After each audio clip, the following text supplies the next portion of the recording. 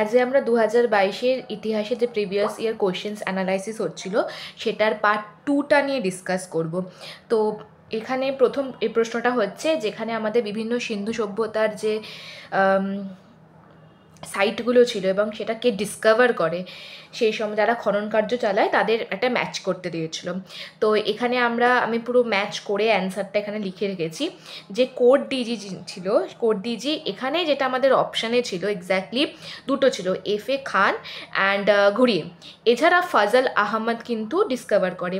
আর এখানে আমি রেখেছি কোন নদীর ধারে এটা পাওয়া যায়, ইন্ডাস। হারাপ্পা, দয়ারাম সাহিনী, রাবি নদীর ধারে 1921, কালিবাঙ্গান, লিউগিওপিও, তেসিতোরি আর ঘাগার যেটা নদী ছিল তার ধারে। এছাড়াও আরও যে সমস্ত লোক এর এক্সাভেকেশনের সাথে জড়িত ছিল, খনন কার্যের সাথে, Amalananda Ghosh, B B Lal, B K Thapar. Mohenjodaro Rakhaldas Banerji, Indus river 1922। এছাড়াও sir John Marshall, Kashinath Dikshit আর মাকাই, এরাও অ্যাসোসিয়েটেড ছিল খনন কার্যের সঙ্গে। তো অনেক সময় ইন্ডাস ভ্যালি সিভিলাইজেশন থেকে প্রশ্ন আসে, যেখানে আমাদের বিভিন্ন সাইট এবং কে ডিসকভার করেছে সেগুলো ম্যাচ করতে দেয়, প্লাস কোন নদীর তীরে অবস্থিত সেটাও কোশ্চেন আসতে পারে। এছাড়াও আর একটা যে কোশ্চেন আসে, যেখানে কোন জায়গায় যে সমস্ত জায়গাগুলো ছিল কি পাওয়া গেছে।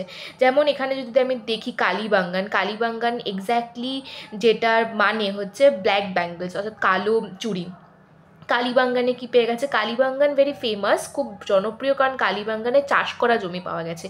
এবার যেমন চাষ করা জমি কালিবাঙ্গায় পাওয়া গেছে, বানওয়ালিতে তেমন চাষের লাঙল পাওয়া গেছে, যে চাষ করার যে লাঙল সেটা পাওয়া গেছে। তো হারাপ্পাতে, মহেঞ্জোদারোতে যে সমস্ত ফেমাস জিনিসগুলো আমরা দেখতে পাই, যেমন মহেঞ্জোদারোতে গ্রেট বাথ ছিল। এছাড়া ব্রোঞ্জের ডান্সিং গার্লের যে মূর্তি বা স্কাল্পচার সেটা পাওয়া গেছে। হারাপ্পাতে আমরা দেখতে পাই যে গ্র্যানারিস বা শস্যাগার পাওয়া গেছে। তো যেহেতু এখান থেকে প্রশ্ন আসে, তাই আমি এটাকে ডিটেলড কভার না করি একটা আলাদা ভিডিও বানাবো, যেখানে আমি হরপ্পার সভ্যতার যে সমস্ত সাইটগুলো রয়েছে, সিটিগুলো রয়েছে, সেগুলো কোন নদীর ধারে কে ডিসকভার করেছে এবং সেখান থেকে গুরুত্বপূর্ণ যে সমস্ত জিনিসগুলো পাওয়া গেছে বা স্পেশালিটিস কী, কেন এই সাইটগুলো জনপ্রিয় বা ইম্পর্ট্যান্ট, সেগুলো আলাদা করে কভার করবো। তাই আমি এই ভিডিওতে আর এক্সট্রা করে কভার করলাম না। নেক্সট যে প্রশ্নটা ছিল সেটা ছিল হচ্ছে রাখি বন্ধন ফেস্টিভ্যাল কে শুরু করেছিল। এটা তো খুব ইজি একটা প্রশ্ন।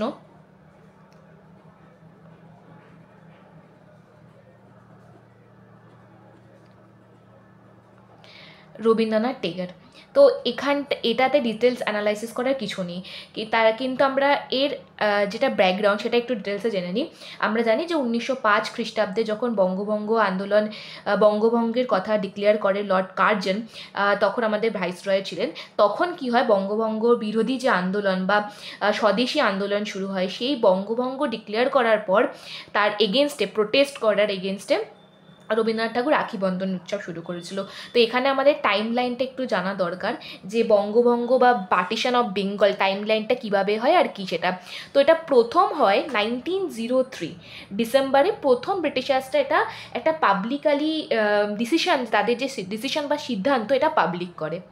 ঠিক আছে, যে তাদের ডিসিশনটা পাবলিকালি আনে, যে বা পাবলিক করে, যে আমরা এরকম বেঙ্গল পার্টিশনের কথা ভাবছি। তো এবার কথা হচ্ছে ফার্স্ট পাবলিকালি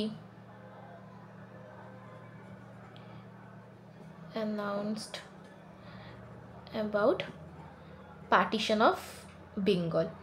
এবার ব্রিটিশার্স এখানে ইম্পর্ট্যান্ট জিনিসটা হচ্ছে কেন, কি মানে রিজনটা দিয়েছিল কেন বাংলার পার্টিশন করতে চাই। তো ব্রিটিশার্সটা যে রিজনটা দিয়েছিল, যে বাংলা সেই সময় বেঙ্গল প্রেসিডেন্সির সব থেকে বড় প্রভিন্স ছিল, আর এত বড় প্রভিন্স হওয়ার জন্য এটা শাসন করতে খুবই অসুবিধা হচ্ছিল। এটা কিন্তু সত্যি, এই যে রিজনটা তারা দিয়েছিল এটা সত্যি, যে that time Bengal Presidency was the biggest Province, সেটা যে রুল করতে বা শাসন করতে খুবই অসুবিধা হচ্ছিল। কিন্তু এক্স্যাক্টলি হিডেন এজেন্ডাটা অন্য ছিল, সেটা আমরা জানি, যে এক্স্যাক্টলি সেই সময় ন্যাশনালিজম বা জাতীয়তাবাদের যে প্রাণ কেন্দ্র বা কেন্দ্র ছিল, সেটা হচ্ছে বাংলা সমস্ত ব্রিটিশার্সদের বিরোধী আন্দোলন কার্যকলাপ শুরু হয়েছিল। তাই ব্রিটিশার্সরা বুঝেছিল যে বাংলা হচ্ছে নার্ভ সেন্টার, ইন্ডিয়ান ন্যাশনালিজমের নার্ভ সেন্টার। যদি বাংলাকে কোনোভাবে আমি দুর্বল করে দিতে পারি, তাহলে আমাদের খুব ইজি হবে এই যে ন্যাশনালিজম বা জাতীয়তাবাদের উদ্ভব হচ্ছিল সেটাকে কম করাতে।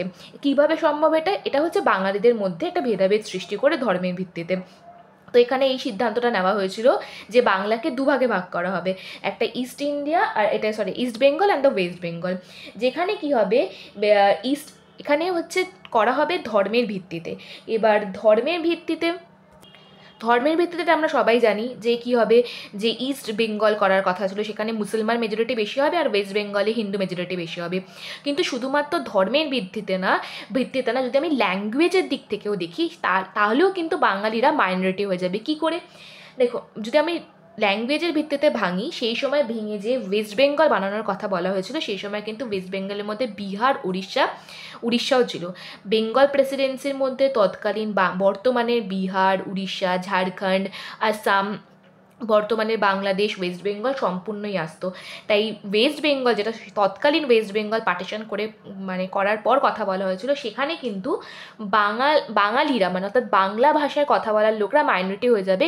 কারণ ওভারঅল ওড়িয়া ভাষায় যারা কথা বলতো এবং হিন্দি ভাষায় বিহারের এবং উড়িষ্যার টোটাল পপুলেশন বেঙ্গলিদের থেকে বেশি হবে। তাই ল্যাঙ্গুয়েজের বেসিসেও বেঙ্গলিরা মাইনরিটি হয়ে যেত ওয়েস্ট বেঙ্গলে, আর ধর্মের বেসিসে হিন্দুরা মাইনরিটি হতো ইস্ট বেঙ্গলে, আর মুসলমানরা মাইনরিটি হতো ওয়েস্ট বেঙ্গলে। তো এটা ছিল মেইন রিজন, যে ধর্মের ভিত্তিতে এবং ভাষার ভিত্তিতে কোনোভাবে বাঙালিদেরকে দুর্বল করে দিতে হবে, যাতে যে জাতীয়তাবাদের নার্ভ সেন্টার বা যে প্রাণ কেন্দ্র রয়েছে বাংলাকে কোনোভাবে দুর্বল করা যায়। তো 1903 খ্রিস্টাব্দে যখন এটা পাবলিকালি অ্যানাউন্স করে, তখন আমরা দেখি 1903 থেকে শুরু করে 1905 পর্যন্ত অলরেডি কংগ্রেস তখন এস্টাবলিশড হয়ে গেছে, কারণ কংগ্রেস এস্টাবলিশ হয়েছিল 1885। তখন সে সময় যারা মডারেটস ছিল কংগ্রেসের, যাদেরকে আমরা নরম দল হিসেবে জানি, যারা পেটিশন, প্রেয়ার, এবং তারা মনে করতো যে হ্যাঁ ব্রিটিশার্সরা ভারতের জন্য ভালো কিছু করতে চায়, কিন্তু তারা অ্যাওয়ার নয় ভারতের সমস্যাগুলো সম্বন্ধে। যদি আমরা ব্রিটিশার্সদেরকে অবগত করাই তাহলে ব্রিটিশার্সরা কোনো কিছু ভালো করবে। তাই তারা এদেরকে মডারেটস বলা হতো। অর্থাৎ এদের যে পদ্ধতিটা ছিল ব্রিটিশার্সদের সাথে ডিল করার, খুব খুব নরম, সফিস্টিকেটেড বলতে পারি। তারা বিভিন্ন পত্রিকায় লিখে তাদের মতামতগুলো প্রকাশ করতো, ব্রিটিশার্সদের নীতির বিরুদ্ধে যে সমস্ত নীতিগুলো ছিল সেগুলো ক্রিটিসাইজ করতো, পেটিশন দিত, এই সমস্ত করতো। তো আর্লি মডারেটস যারা ছিল, যেমন সেখানে আমরা যদি দেখি সুরেন্দ্রনাথ ব্যানার্জি ছিল, কে মিত্র ছিল, পৃথ্বীশচন্দ্র রয় ছিল, তারা বিভিন্ন সে সময় যে নিউজ পেপার ছিল হিতাবাদী, সঞ্জীবনী, বেঙ্গলি, এগুলোর মাধ্যমে এই পার্টিশনস অর্থাৎ বাংলা বিভাজনের বিরুদ্ধে কিন্তু প্রতিবাদ করছিল। কিন্তু সেটা অবভিয়াসলি এফেক্টিভ ছিল না, কারণ ব্রিটিশার্সরা তাদেরকে সিরিয়াসলি নিত না। তো কি হলো, অ্যাট লাস্ট আমরা যদি দেখি জুলাই 1905 এগেনস্ট পাবলিক যে একটা মত তৈরি হয়েছিল যে হ্যাঁ বেঙ্গল পার্টিশন করা যাবে না, বাংলা বিভাজনে আমরা রাজি নই, সেই পাবলিক ওপিনিয়নের বিরুদ্ধে গিয়ে, এগেনস্ট পাবলিক ওপিনিয়ন, ব্রিটিশার্সরা কিন্তু কী করলো, গভর্নমেন্ট অ্যানাউন্স পার্টিশন এটাকে এবার অ্যানাউন্সড করে দিল, অ্যানাউন্সড পার্টিশন।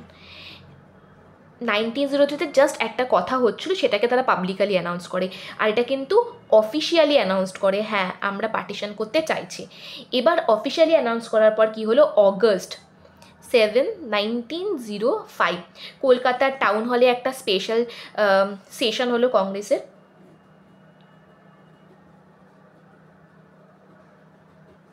এই কলকাতা টাউন হলে তখন সবাই মিলে ঠিক করলো যে ফর্মাল প্রোক্লেমেশন অর্থাৎ আনুষ্ঠানিকভাবে ঘোষণা হলো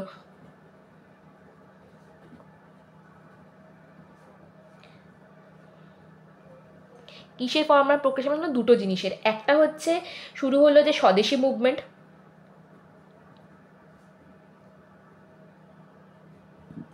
যেখানে স্বদেশী মুভমেন্টে তারা বয়কটের কথা বলা হলো যে আমরা বয়কট করব ম্যানচেস্টার ক্লোথ, লিভারপুল সয়েল। আর এটা যখন অ্যানাউন্সড হলো জুলাই 1905 কলকাতার টাউন হলে, 7 অগস্ট 1905 একটা সবাই মিলে এলো, কথাবার্তা হলো, বয়কট রিজলিউশন প্যাসেজ হলো। তাহলে টাউন হলে ফর্মাল প্রোক্লেমেশন হলো হোয়াট, বয়কট রিজলিউশন,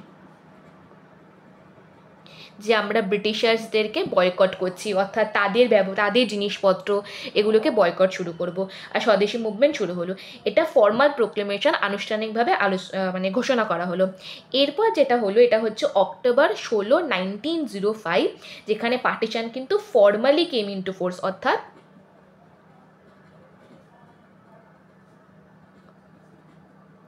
কার্যকর হয়ে গেল।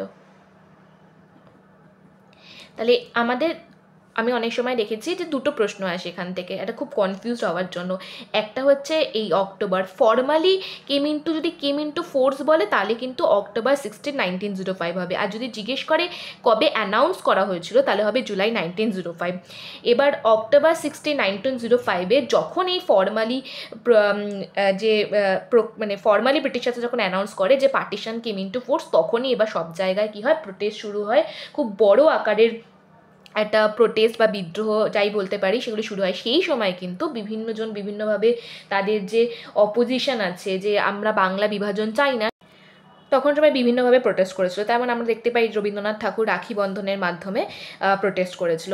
এবার আর একটা এখানে জিনিস হচ্ছে 1905 যে কংগ্রেস, ন্যাশনাল কংগ্রেস আইএনসির যে সেশন হয়েছিল সেটার প্রেসিডেন্ট ছিল হচ্ছে গোখলে। এই সেশনে দুটো জিনিস মেনে নেওয়া হয়। একটা কি মেনে নেওয়া হয়, একটা হচ্ছে যে এই যে স্বদেশী যে পার্টিশন অফ বেঙ্গল, এটা আমরা মানছি না, এটাকে কনডেমড করা হয়েছিল।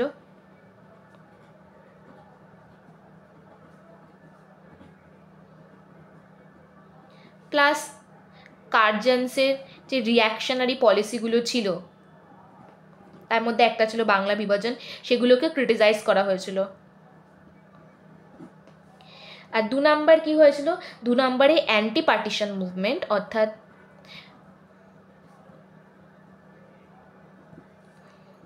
স্বদেশী মুভমেন্ট অথবা অ্যান্টি পার্টিশন বা স্বদেশী মুভমেন্টকে সাপোর্ট করা হয়েছিল। এটা হয়েছে 1905 সেশন গোখলে। এবার চলে আসছে যে সেশনটা, এটা হচ্ছে 1906 সেশন ক্যালকাটা সেশন। এটা প্রেসিডেন্ট ছিল হচ্ছে দাদাভাই নওরোজি। এবার দাদাভাই নওরোজিকে প্রেসিডেন্ট করাটা এটা কিন্তু স্ট্র্যাটেজিক ডিসিশন ছিল কংগ্রেস মডারেটসের। কেন, 1905-এ যখন সেশন হয় গোখলে প্রেসিডেন্ট ছিল, এগুলো তো মেনে নেয় গোখলে মানে কংগ্রেস সেই সময় যে আমরা পার্টিশন বা বিভাজনকে মানছি না, আমরা অ্যান্টি পার্টিশন মুভমেন্ট বা স্বদেশীকেও সাপোর্ট করছি। কিন্তু সেই সময় যারা এক্সট্রিমিস্ট ছিল যেমন বালগঙ্গাধর তিলক, বিপিনচন্দ্র পাল, এরা চাইছিল কি আরও বড় আকারের প্রোটেস্ট করতে। এদের মধ্যে ইম্পর্টেন্ট ছিল কি স্বদেশী মুভমেন্টের যে প্রোটেস্টটা হবে সেটাকে আমরা বাংলার বাইরেও ছড়িয়ে দেবো, যে বিভিন্ন বাংলার বাইরেও এটা যাতে কার্যকর হয়, সবাই প্রোটেস্ট করতে শুরু করে, এটা তারা চেয়েছিল। এবং তারা এটা চেয়েছিল আরও বেশি এফেক্টিভলি, যেখানে মাস পার্টিসিপেশন থাকবে, একটা মাস স্ট্রাগল করতে। তো দাদাভাই নওরোজি এই সেশনটা ইম্পর্টেন্ট হয়েছিল কারণ এই সেশনে সবার প্রথম আইএনসি ন্যাশনাল কংগ্রেস এটা অ্যাকসেপ্ট করে যে ইন্ডিয়ান ন্যাশনাল কংগ্রেস বা কংগ্রেস বা ভারতীয়রা চায় স্বরাজ বা সেলফ গভর্নমেন্ট। যেমন সেই সময় ব্রিটিশারদের আরও যে সমস্ত কলোনি ছিল নিউজিল্যান্ড, কানাডা বা অস্ট্রেলিয়াতে, যেভাবে তারা নিজেরা সেলফ রুল করতো সেরকম ভারতেও হবে। তো স্বরাজ এই শব্দটা ফার্স্ট টাইম প্রথম ব্যবহার করা হয়, এটা হচ্ছে ক্যালকাটা সেশন 1906। তারপরে 1907 সুরাট সেশন, ওটা আমরা আলাদা করে পড়বো। তো এটা হচ্ছে এখানে এটা খুব ইম্পর্টেন্ট, ঠিক আছে। আর এখানে খুব ইম্পর্টেন্ট যে স্বরাজ শব্দটা প্রথম ব্যবহার করা হয় ক্যালকাটা সেশন 1906, কিন্তু এই সেশনে এটা বলা হয়নি স্বরাজ মানে কি, স্বরাজ এক্স্যাক্টলি কি। এটা পরবর্তীকালে অনেক পরে আমরা দেখি যখন করাচি সেশন হয় 1931, সেখানে প্রথমবারের জন্য ন্যাশনাল কংগ্রেস এটা ডিফাইন করে যে স্বরাজ মানে স্বরাজ মানে বা সেলফ গভর্নমেন্ট মানে সেটা তাদের মানে স্বরাজ মানে সেটা কি, সেটা প্রথমবার তারা সেখানে গিয়ে ডিফাইন করে। এর পরের প্রশ্নটা ছিল যেটা হচ্ছে earliest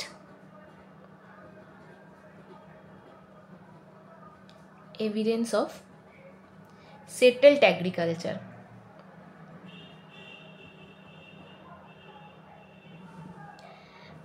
earliest evidence of settled agriculture অর্থাৎ earliest evidence of settled agriculture অর্থাৎ হচ্ছে ভারতে এগ্রিকালচার ইন ইন্ডিয়ান সাবকন্টিনেন্ট। ওকে,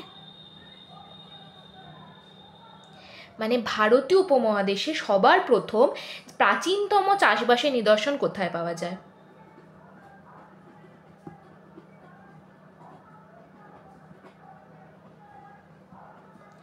কোথায় পাওয়া যায়? এটার অ্যান্সারটা খুবই ইজি, মেহেরগড়। তো এখানে মেহেরগড়ে আমরা সবার প্রথম আর্লিয়েস্ট এভিডেন্স পাই, অর্থাৎ যেখানে সব থেকে ভারতীয় উপমহাদেশে সবার প্রথম যেখানে সেটেলড প্রাচীনতম চাষবাসের নিদর্শন পাওয়া গেছিলো সেটা হচ্ছে মেহেরগড়। এখানে আর একটা খুব ইম্পর্টেন্ট জিনিস হয়, এটা কে ডিসকভার করেছিল। তো 1974 এটা যে ডিসকভার হয়েছিল জ্যা ফ্যাসওয়া জারিজ এবং তার যে স্ত্রী ছিলেন ওয়াইফ, দ্যাট ইজ ক্যাথরিন জারিজ, এরা দুজন মিলে ডিসকভার করেছিলেন।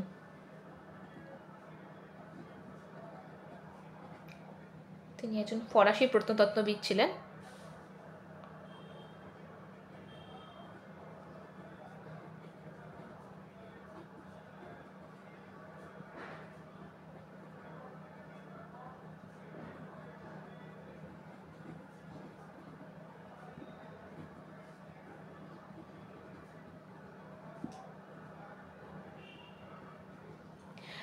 মেহেরগড় থেকে এইটুখানি পড়লেই হবে, মেহেরগড়ে আর কিছু নেই, যে সবার প্রথম ভারত উপমহাদেশে প্রাচীন সেটেলমেন্ট কোথায় দেখতে পাওয়া যায়, চাষবাসের নিদর্শন এখানেই। আচ্ছা আমি এটা বাংলায় লিখে দিই।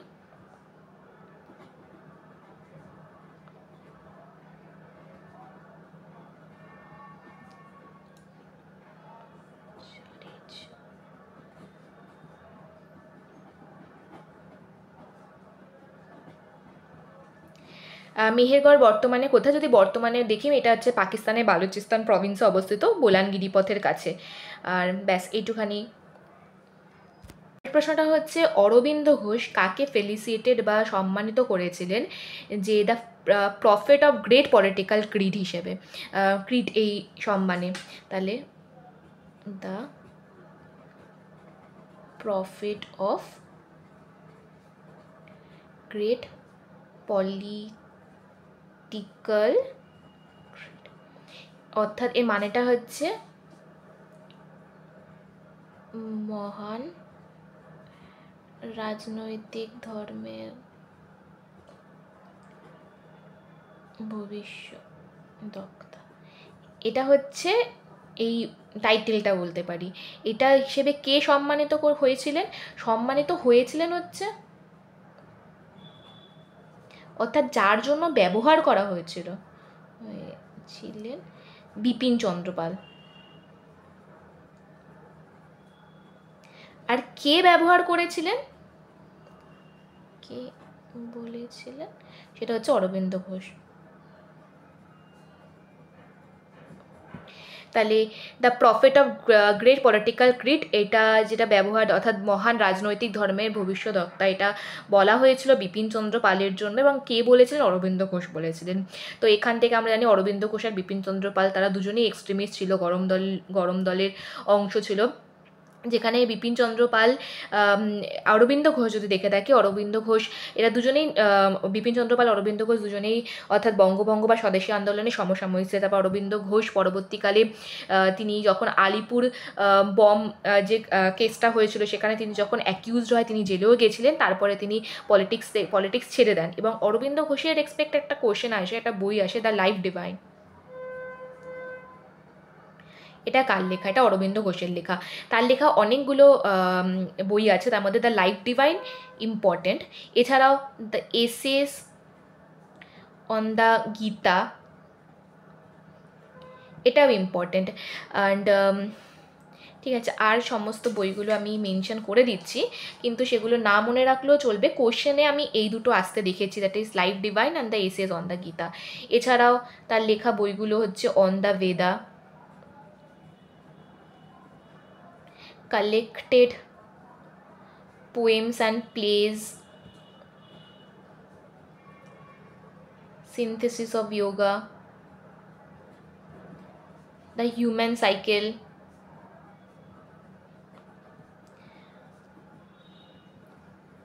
the ideal of human unity, Savitri, a legend and a symbol।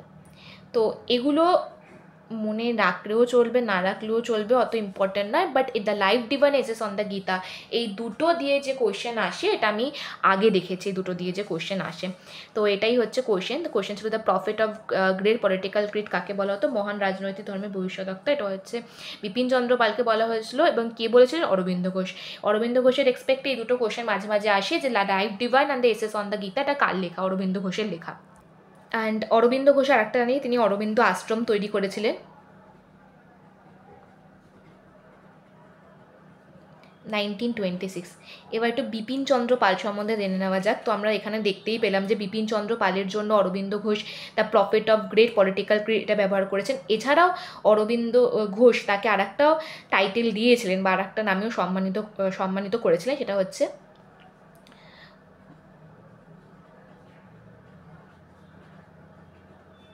One of the মাইটেস্ট profits of nationalism. এটা কিন্তু অরবিন্দ ঘোষই বলেছিলেন, তাই আমি এখানে অ্যারো দিয়ে দিলাম যে অরবিন্দ ঘোষই দুটো বিপিনচন্দ্র পালের জন্য বলেছিলেন। এটা কার জন্য? বিপিনচন্দ্র পালের জন্য। এছাড়া বিপিনচন্দ্র পালকে আর একটাও বলা হতো, তিনি ফাদার অফ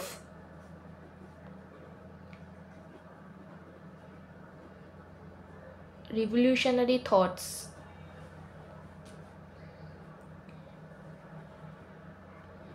ইন ইন্ডিয়া, এই নামেও পরিচিত ছিল। তাহলে তাকে এই নামেও বলা হতো, অর্থাৎ ভারতে বিপ্লবী চিন্তাধারার জনক। আর এটা মানে হচ্ছে জাতীয়তাবাদের অন্যতম শক্তিশালী নবী। ঠিক আছে, এটা তাহলে the prophet of great political grid and the one মাইটেস্ট profits of nationalism দুটোই বিপিন চন্দ্র পালকে বলা হতো এবং বলেছেন অরবিন্দ ঘোষ। আর এটা কিন্তু অরবিন্দ ঘোষ বলেনি, but Bipin Chandra Pal was known as father of revolutionary thoughts in India. এর পরের প্রশ্নটা ছিল যে হুমায়ুন নামা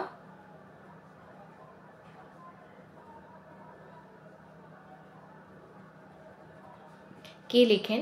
গুলবাদন বেগম। তো নামেই বুঝতে পারছি হুমায়ুন নামার মানে এটা হুমায়ুনকে নিয়ে লেখা, এটা তার বায়োগ্রাফি, জীবনী। আর লেখা হয়েছিল পার্সিয়ান ল্যাঙ্গুয়েজ।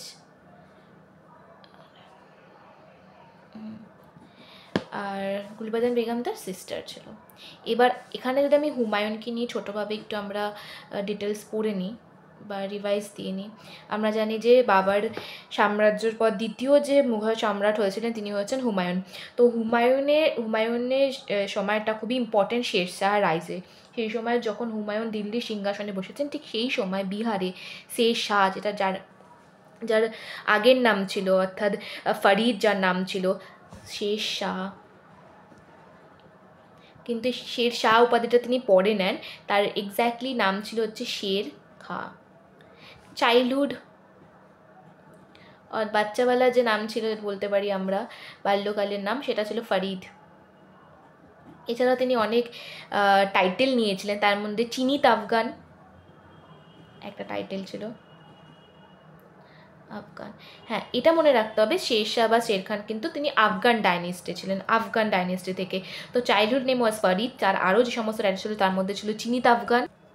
তো এখানে যে চিনিত আফগান এটা কিন্তু শের খাঁ, অর্থাৎ শের খাঁ বা শের শাহ নামে যে পরিচিত তার টাইটেল ছিল। চাইল্ডহুড নেম ওয়াজ ফরিদ, চিনিত আফগান। আর একটা নাম ছিল, এটা হচ্ছে বলা হয় যে সুলতান আদিল। আদিল মানে জাস্ট কিং। আর একটা তার যে টাইটেল ছিল হাজারত ই আলা। এগুলো হচ্ছে শেরশাহ টাইটেল। সেই সময় আমরা যদি দেখি হুমায়ুন যে সময় দিল্লির সিংহাসনে বসেন, ঠিক সেই সময় একই সময় বিহারে শেরশাহ বা শের খানের শক্তি ভীষণ পরিমাণে বাড়ছিল। এবং সেই সময় এর মাঝখানে অনেকগুলো আগে ঘটনা ঘটে, সেগুলো আমাদের দরকার নেই, শুধু এটা মনে থাকতে হবে যেটা বিপিএসসিতে আগেও একবার প্রশ্ন, বিপিএসসি অর্থাৎ বিহার স্টেট পিসিএস একটা প্রশ্ন জিজ্ঞেস করেছিল, একটা স্টেটমেন্ট দিয়েছিল যে লাইনটা হচ্ছে পুনম দালিয়ার হিস্ট্রি বইতেও দেওয়া ছিল, যে এরকম ছিল যে কে হুমায়ুনকে একটা প্রপোজাল দিয়েছিল, যে কি প্রপোজাল দিয়েছিল, যে হুমায়ুন কি হয় পরবর্তীকালে গৌড় অর্থাৎ বাংলার যে ক্যাপিটাল সেটাকে ক্যাপচার করে নেয়। এদিকে শেরশাহও চাইছিল, অর্থাৎ তখন তার নাম ছিল শের খান, তিনিও চাইছিলেন গৌড় অর্থাৎ বাংলার যে সেই সময় তৎকালীন রাজধানী ছিল সেটাকে নিজের অধীনে আনার জন্য। তখন শের খান হুমায়ুনকে একটা প্রপোজাল দেয়। সে প্রপোজালটা বলেছিল যে Sher Khan he would surrender Bihar and pay an annual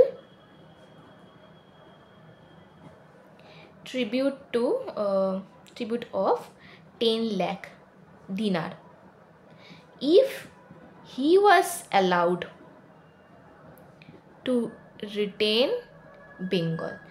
যদি তাকে, এই স্টেটমেন্টটা পুরো তুলে দেওয়া হয়েছিল বিহারের বিপিএসসিতে, যে যদি হুমায়ুন শেরশাহকে বাংলার রাজধানী অর্থাৎ গৌড় বা বাংলাকে রাখতে দেয় তাহলে তিনি বিহারকে হুমায়ুনের কাছে দিয়ে দেবে এবং অ্যানুয়াল অর্থাৎ বার্ষিক 10 লাখ টাকা দিনারও দেবে, কিন্তু এটা হুমায়ুন মানতে রাজি হয়নি। এর আগে অনেকগুলো সিকোয়েন্স বা ইনসিডেন্ট রয়েছে যেখানে মানে বিহারের যে আনকোয়েশ্চেনেবল মাস্টার হয় শের খান বা শেরশাহ, তারপরে বাংলা দখল করে হুমায়ুন, সেই সময় তিনি হুমায়ুনের কাছে এই প্রপোজালটা নিয়ে যায়। কিন্তু এর মধ্যে সবথেকে ইম্পর্ট্যান্ট হচ্ছে দুটো একটা জানি আমরা, যেটা দুটো যুদ্ধ হয়েছিল, একটা হচ্ছে ব্যাটেল অফ চৌসা,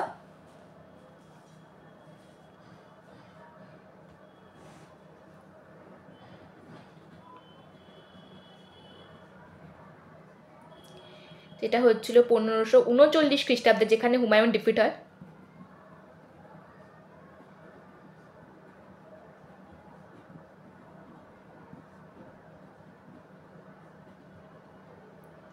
আর এখানেই হুমায়ুনকে পরাজিত করে কিন্তু শের খাঁ টাইটেল নেয় শের শাহ, অর্থাৎ শের শাহ বলে যাকে আমরা পরিচিত, তার যে শের খান নামটা ছিল সেটা তিনি টাইটেল নেয় 1539 খ্রিস্টাব্দে ব্যাটেল অফ চৌসাতে হুমায়ুনকে পরাজিত করে। তারপরে যেটা ব্যাটেল হয় আবার ব্যাটেল অফ কান্নুজ, ঠিক 1540 খ্রিস্টাব্দে, যেখানে হুমায়ুন সম্পূর্ণভাবে পরাজিত হয় এবং হুমায়ুন বাধ্য হয়েছিলেন নির্বাসিত হতে, পালিয়ে যেতে। তিনি প্রায় 15 বছরের জন্য, অর্থাৎ 1540 থেকে 1555 পর্যন্ত এই সময়কালটা হুমায়ুন ওয়াজ ইন এক্সাইল।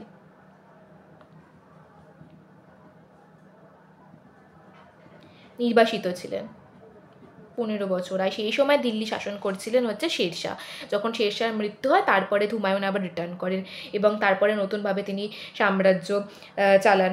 তো এটা হলো। এখানে আর একটা ইম্পর্টেন্ট হচ্ছে হুমায়ুন নতুন একটা capital formed, new capital at Delhi, তার নাম দিয়েছিলেন কি দিনপানহা। এছাড়াও আর একটা জিনিস আছে যেটা এখানে আমরা দেখলাম যে হুমায়ুন নতুন ক্যাপিটাল বা রাজধানী তৈরি করেছিল দিল্লিতে, তার নাম দিনপানহা। তো এখানে আমরা যেটা দেখতে পাচ্ছি যে 1539 খ্রিস্টাব্দে হুমায়ুনের সাথে যুদ্ধ হয় এবং তিনি পরাজিত হয়।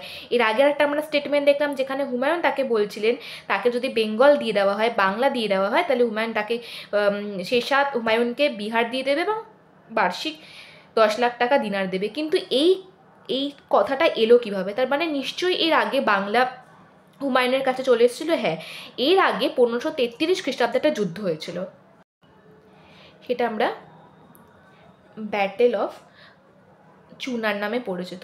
এইটা নিয়ে অত ডিটেলসে পড়ার দরকার নেই, কারণ battle of Kannauj and battle of, যেটাকে আমরা ব্যাটেল অফ কনৌজকে কিন্তু ব্যাটেল অফ বিলগ্রামের যুদ্ধ বলা হয়ে থাকে।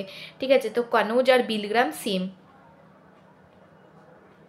আর ব্যাটেল অফ চৌসা ইম্পর্টেন্ট, কিন্তু এটা আমি এই জন্য মেনশন করলাম যে যখন হুমায়ুন চুনার আক্রমণ করে চুনার যখন যুদ্ধ হচ্ছে, আসলে তিনি তখন গৌড় অর্থাৎ বাংলার রাজধানী দখল করতে যাচ্ছিলেন। সেই সময় তিনি দুবার তাকে আটকানো হয়েছিল। জালাল খান, যিনি হচ্ছেন শেরশাহের ছেলে ছিল, তিনি প্রথমবার আটকেছিলেন এবং তারপরে দ্বিতীয়বার আবার আটকান। দ্বিতীয়বার হুমায়ুন জিতে গিয়েছিল, জালাল খানকে পরাজিত করে তিনি কি করেন, গৌড় অকুপাইড করে নেন।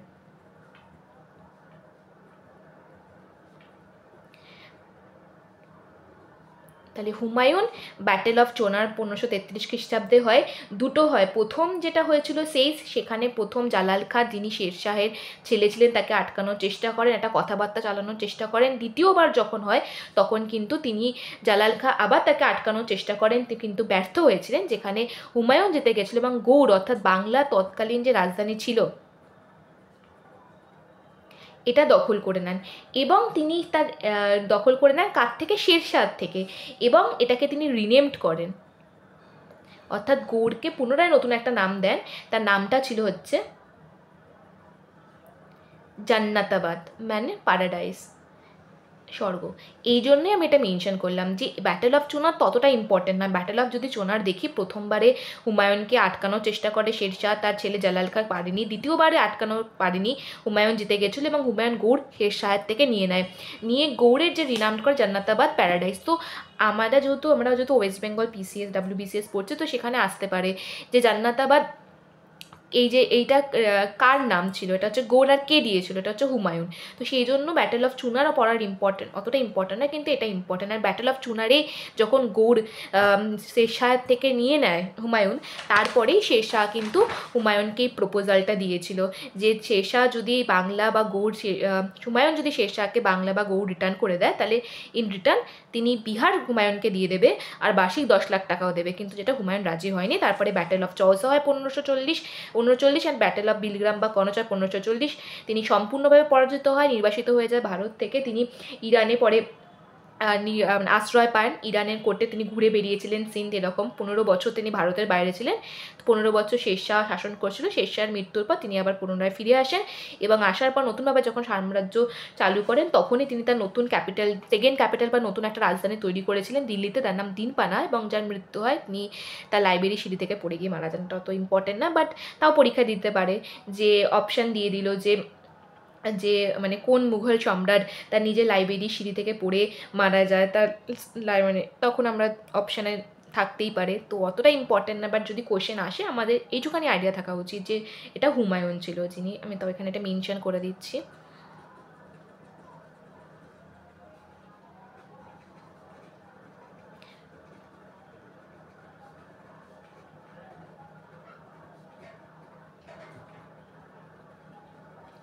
শের মন্ডল, ঠিক আছে, অ্যান্ড ডায়েট, এবং মারা যায়। তো পার্ট 2 এর জন্য এইটুখানি। আমরা চাইবো খুব ছোটো ছোটো করে কভার করতে, যাতে ভিডিওগুলো ছোট থাকে এবং তোমরা বারবার দেখে রিভাইজ করতে পারো। আর যদি ভিডিও ভালো লাগে সাবস্ক্রাইব করবে, চ্যানেল লাইক এবং শেয়ার করবে। আর যদি কোনো ধরনের রেকমেন্ডেশন হয়, কোথাও যদি আমার ভুল হচ্ছে আরও আমি ইমপ্রুভ করতে পারি, তাহলে প্লিজ কমেন্ট করে আমাকে জানিও। Thank you for watching.